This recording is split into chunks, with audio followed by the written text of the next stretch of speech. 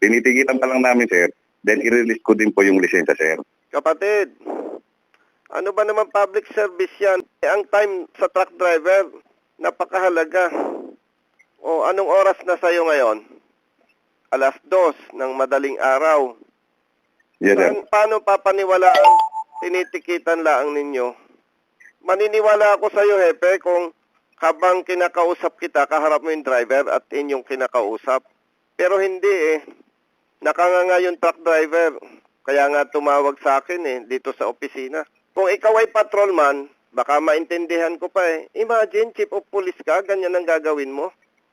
Wala pa palang nababiolate yan eh. Sa ngalan ng batas, sa ngalan ng public service, i-release ninyo ngayon yan. Yes, sir. Pambihira naman, wag ganyan, Hepe. Tumulog kay Colonel Busita ang isang truck driver. Dahil umano mga idol, hinuli siya ng police enforcer sa hindi malamang violation. At ang malupit nito mga idol, kinumpiska ang kanyang lisensya at inimpound ang kanyang minamanehong truck. Mantakin nyo mga idol, wala kang nilalabag na violation. Subalit ganito na katakot-takot ang inabot mo. Kaya tara, sabay-sabay nating panoorin ang katakot-takot na sabon na inabot netong hepe ng pulis kay Colonel Busita. Pero bago yun, huwag nyo kalimutan mag-subscribe. Alright. Hello sir, magandang gabi po sir. Sir, magandang umaga na. Ay, magandang umaga po sir. Sir, truck driver po ako sir. Okay? Dito po kasi sa sir, hindi pa po pinapadaan sa palit sir, kaya po bumalik po ako sir. Okay? Tapos ngayon sir, itong tinuro sa Google ko sir, bawal daw po padaanan yung tulay sir. Ngayon po, kinuha po yung lisensya ko sir, sabi po nila sa akin, balik na lang daw po ako. Sabi ko, sige sir, iikot ko lang po yung truck sir, kasi balik na lang po ako. Tapos sir, yung pagbalik ko sir, sabi na sa akin sir na sunod daw po ako dito sa police station sir. Bakit daw po? Di ko po alam sir, kasi sabi po sa akin sir, sunod lang po daw ako dito sir. Tapos ngayon sir, nandito po ako ngayon sa police station sir, dala ko po yung truck ko sir. Okay po. Tapos yung lisensya ko sir, andun sa kanila sir, tinikita na po nila sir yung lisensya ko po. Tapos ayaw pa na po ibigay, hinold po nila, bukas na po ng umaga na ibigay sa akin sir. Saglit lang sir Anong dala niyong truck sir? Trailer truck po sir, may karga pong heavy equipment po. Low bed. Oh, low bed po. Saan yan sir? Dito po ako ngayon sir, nandito po ako sa police station sir, kasi hinold po yung lisensya ko sir, ayaw po nila ibigay kasi bukas na lang daw po. Ano pong tinikit sa'yo? Hindi ko po nakita yung ticket sir kasi nandun po sila, hawak po nila sir Pati yung lisensya ko sir Saglit lang sir Sir, may signage ba dyan na bawal dumaan ang truck? Yung sa napasukan ko ngayon sir, may nakalagay pong truck no entry sir, pero may truck naman po dumaan sir. Saglit lang po Sige po. Kapatid, magandang umaga sa iyo. Ay, magandang umaga po sir. Sir, mangingi lang po sana ako ng tulong sir. Basta tama. Ano ba ang problema? Kasi po sir, ang dala ko po sir, truck sir, na trailer po, may karga pong heavy equipment po sir. Okay. Papunta po, galing po akong Tarlac sir, papunta po ako ng Pasay. Okay, sige. Ano sabi ng pulis? Hindi, pagdating po dito sa palit sir, hindi po ako pinadaan sir, pinabalik po ako sir. Palit, Pampanga. Opo, Saan ka pinabalik? pinabalik po ako sir kasi ikot daw po ako sir kasi bawal na po akong dumaan doon kasi po malaki daw po yung pangarga ko. Sige. Tapos? Pagbalik ko sir, nag-google po ako sir, yung tinuro po ng Google ko sir, ngayon dito sa napasukan ko sir, bago po ako napasok dito sir, may isang truck po na una sa akin sir. Sumunod lang po ako. Ngayon po, pagdating po dito sa dulo sir, hindi ko po napansin yung may nakalagay sir na truck no entry sir, pero may truck na pong nauna sa akin sir. Sige. Tapos, ano nangyari? Pagdating po doon sa dulo sir, may humarang na po doon sa dulo kasi hindi na po padaanan yung tulay. Sige. Tapos? Tapos sabi ko, sir, pasensya na po sir, hindi ko po alam kasi dito po kasi tinuro ng Google Oo. Tapos sabi po, balik na daw po ako sir. Sabi ko, sige po, sabi Sabi naman po ng bata-bata ata ng pulis yung kanina sir, kumuha po ng lisensya ko. Sabi sa akin na yung lisensya mo. Pati yung ID ng helper ko sir, kinuha rin po. Tapos? Pagkakuha sir, dumating po yung pinakamataas po ata nila dito sa istasyon ng pulis sir. Tinawagan po nila, maya sir, dumating po doon. Saan yan? Dito po sa sir. Ngayon, nandiyan ka Andito. Opo, sir. nasa police station ka? Andito po ako sa labas, sir, kasi ayaw po nilang ibigay yung lisensya ko, sir. Sir, tinikita na po nila, sir. Tapos ayaw po nilang ibigay, sir, kasi bukas na lang daw po ng umaga, sir. Ano daw ang violation mo? Hindi ko po nga alam, sir, kasi bigla lang po nilang tinikitan, sir. Tapos, yung pagsabi ko po na, sir, kukunin ko na po yung lisensya ko, sir, kasi natikita nyo naman po. Ayaw ibigay, sir, kasi bukas na lang daw po, sir. Ganito. Sige. Police ang nag-ticket sa'yo. Opo, sir, police po. Sige. Saglit ha, saglit. Makinig ka lang. Sige po. Justin, i-dial mo yung police station. Noted, sir.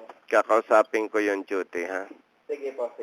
Ibaba ko muna ako, tapos i-conference ko po kayo dun sa San Simon. Okay, sige. Kapatid na driver, babalikan ka namin. Sige po, sir. Maraming salamat po, sir. Tatawagan ka uli namin. Sige po, sir. Salamat po. Okay, bye-bye. Sir, magandang gabi po. Yes, sir. Station po. Opo, sir. Good evening po. Sir, si Brother Justin to sa office po ni Congressman Busita, sir. Yes, sir. Opo. Sir, okay lang po ba? Makausap niyo po si Congressman? Sige po, sir. Okay po. Saglit lang po, ha. Good morning po. Kapatid, good morning. Congressman Busita. Yes, sir. Good morning po, sir. Police station. Yes, sir. Yes, sir. Okay. Nandyan ang chief of police mo. Dito po, sir. Kausapin ko.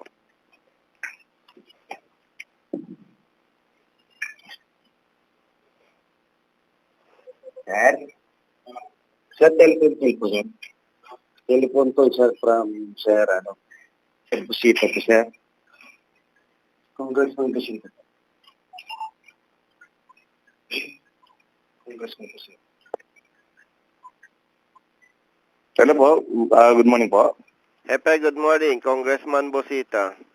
Yes, sir. Good morning po. Sino to?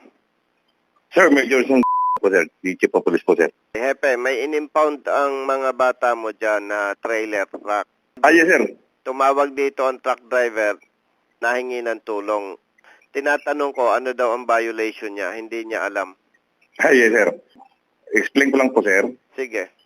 Pumasok po sa area po ng sir na bawal pong daanan yung tulay.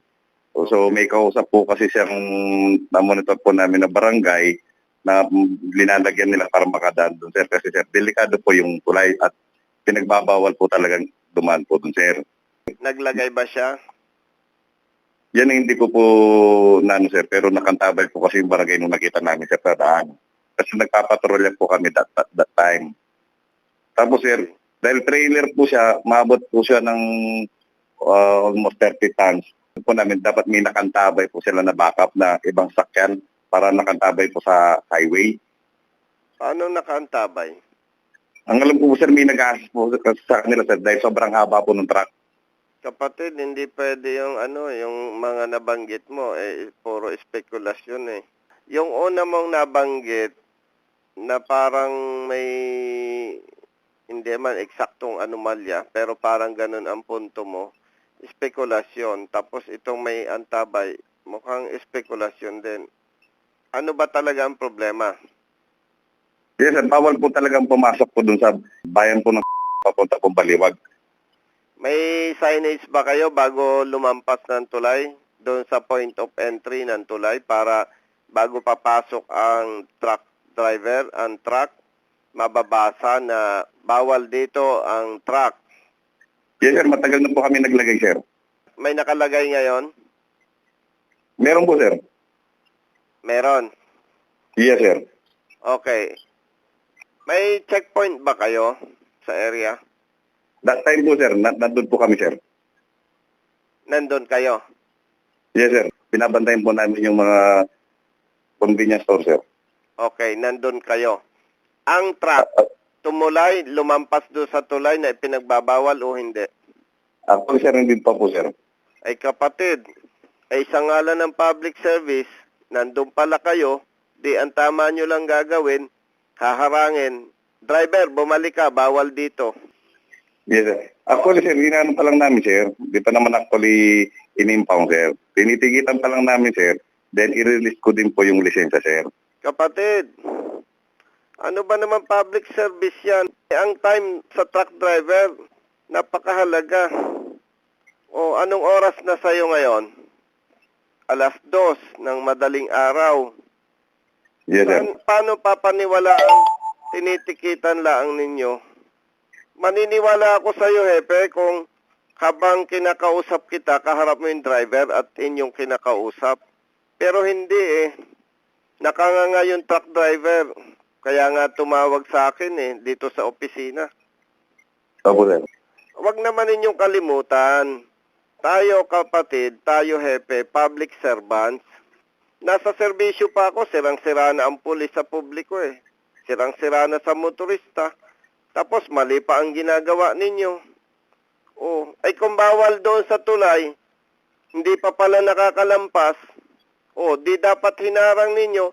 Driver, bumalik ka, bawal dito. Tapos ang usapan. Tapos dinala ninyo dyan sa station. Huwag naman ganyan.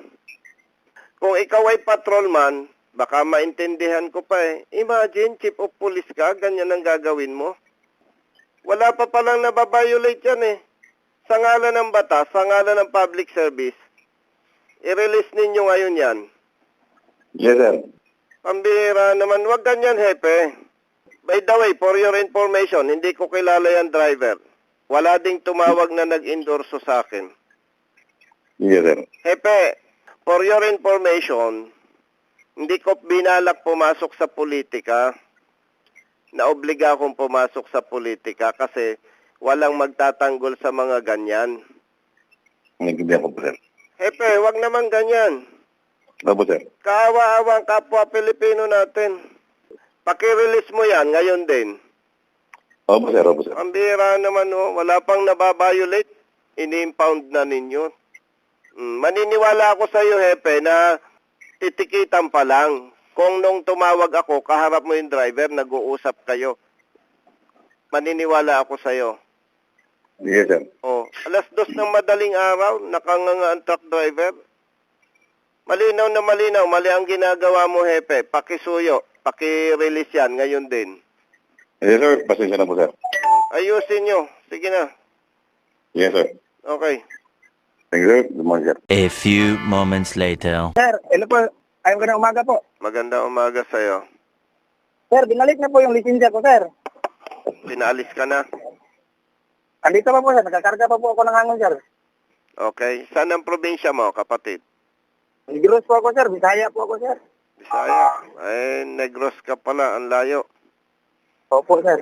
Saan ka ang company mo? Saan? Extra lang po ako nito, sir. Bali, extra lang po ako dito sa Valenzuela nito, sir. Ang company, Valenzuela.